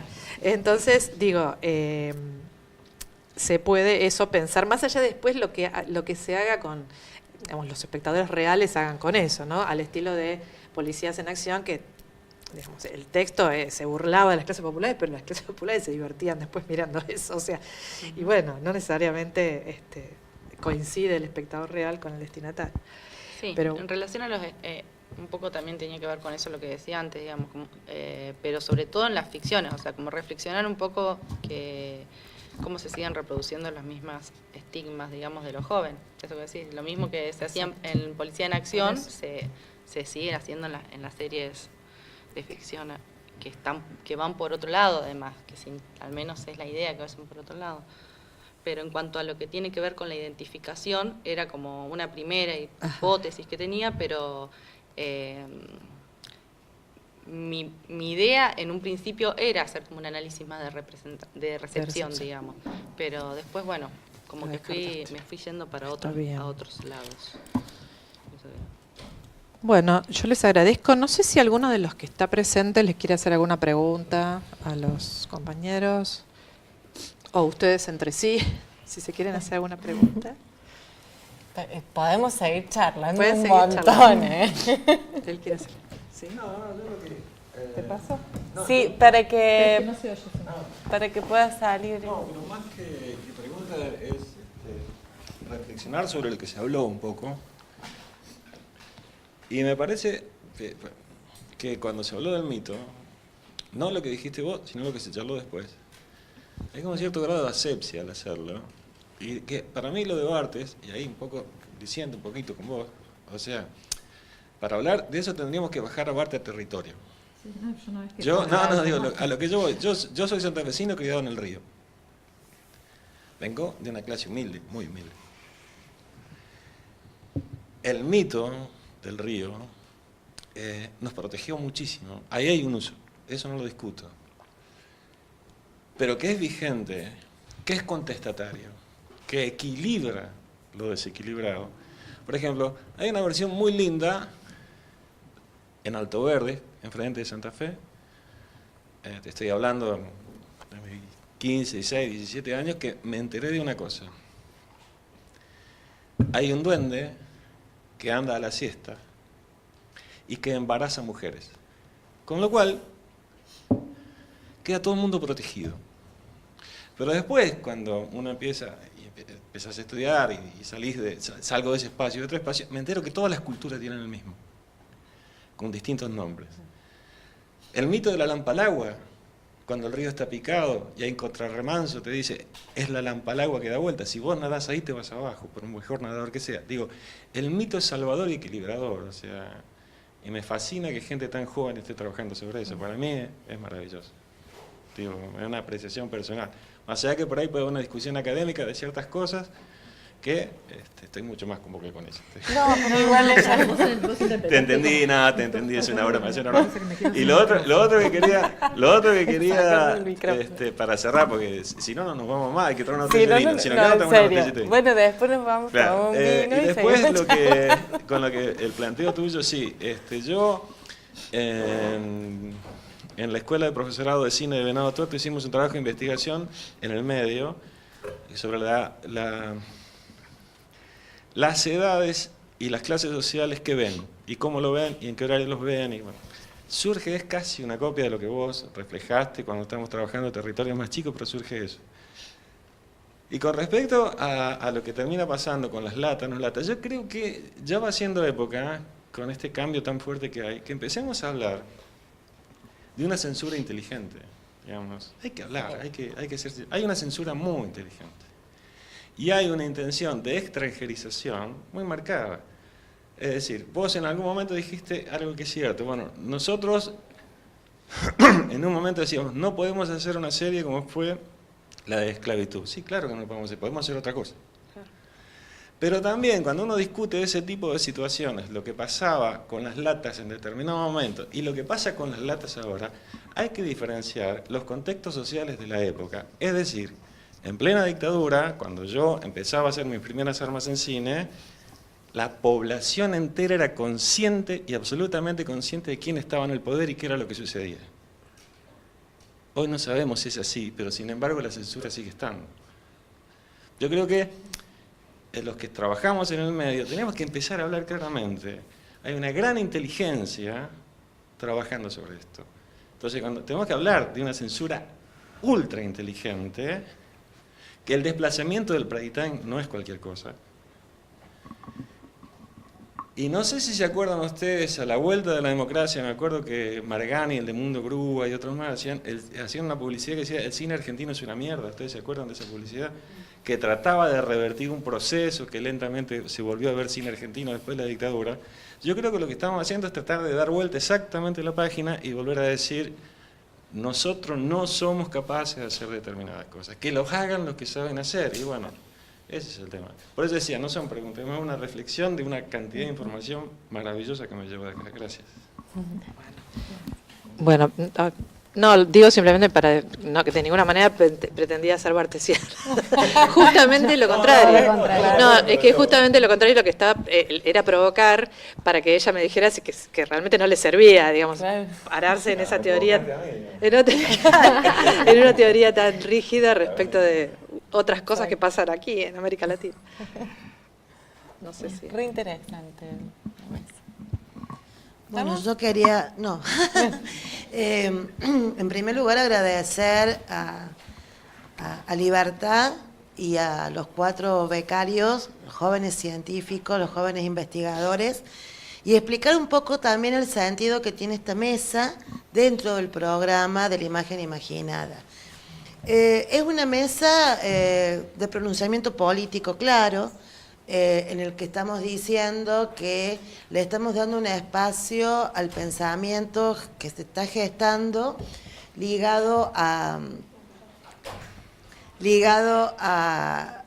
lo que es el lugar de las instituciones del conocimiento científico argentino, CONICET, el caso de Selén, el tema de CECIT, de la Universidad de Córdoba, que son espacios absolutamente indispensables que como ciudadanos tenemos que acompañar y valorar en el sentido de la necesidad de una producción de conocimiento propio, ¿no?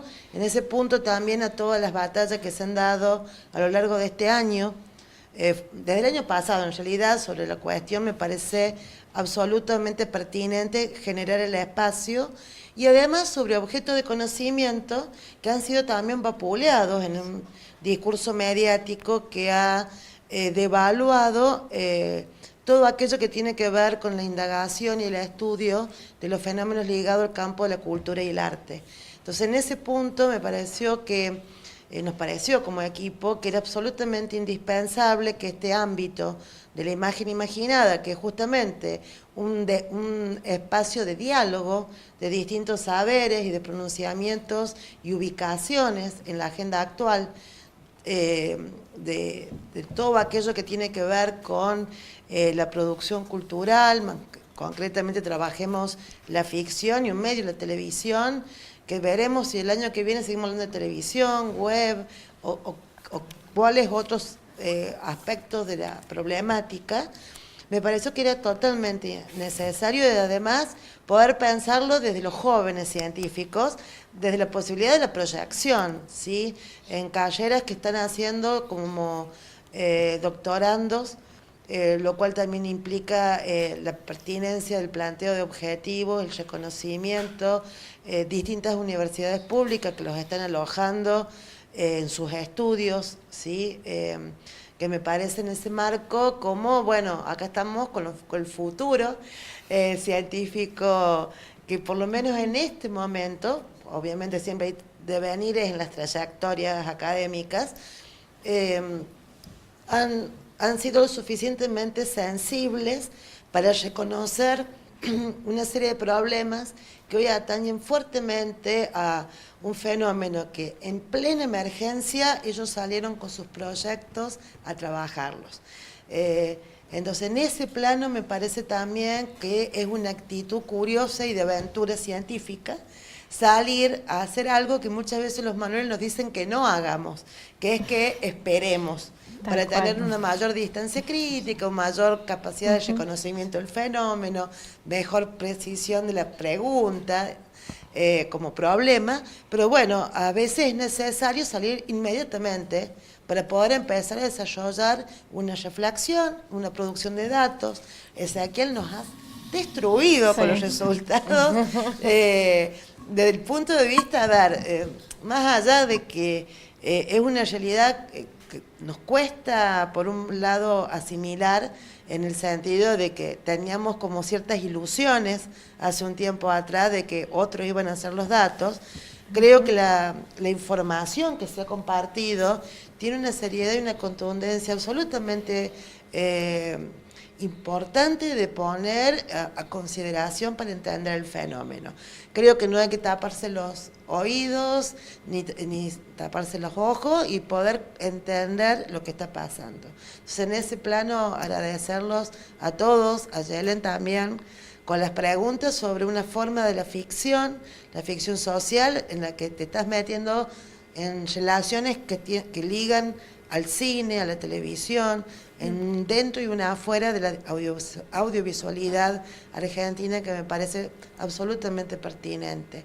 Y bueno, mis coequippers de la investigación, Noelia y Karen, que no tengo nada que decir que no haya sido dicho y seguirá diciéndose como dos importantes referentes dentro del equipo de investigación, que han de alguna manera motorizado desde sus elecciones de carrera doctoral una preocupación que como colectivo dentro de la carrera hemos producido como investigadores, y que ellas llevaron también a la conformación de un programa doctoral. Digo, no necesariamente podría haber sido ese el camino, ellas lo siguieron y con este trayecto están enriqueciendo también a todos nosotros. Así que bueno, también a ellas gracias, ¿no? Gracias. Muchas gracias.